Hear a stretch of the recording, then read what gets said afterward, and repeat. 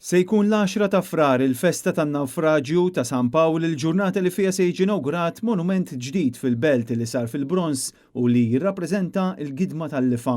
Dan il-monument se jinkixef u jitbierek minn Father Charles Tabone waqt serata bis-swit il-Barrakka t'isfel illi fija se tipparteċipa wkoll il-banda La Vallette.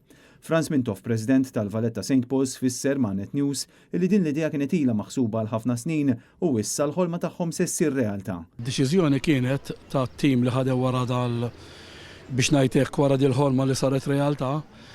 Il-pjan tagħhom kien illi jotana li kien l-organizzazzjoni ta' dina l-inaugurazzjoni ssir fl-10 ta' frar għalkemm mhux ħajkunu festi esterni imma ħassejna li ma tkunx xejn jisbaħ mill-ġurnata li l-propja ħana il-festa ta' San Pawl tagħna tiġi imwafqa fl-10 ta' frar. Tkellimna wkoll ma' Lino Bartolo, Viċi President tas-Soċjetà Filarmonika Nazzjonali La Vallette. It-tfal tal-Arċipirku stednuna kif ukoll il-Pawlini għaliex din hija monument tal-Pawlini Beltin kollha u aħna aċċettajna l-istedina.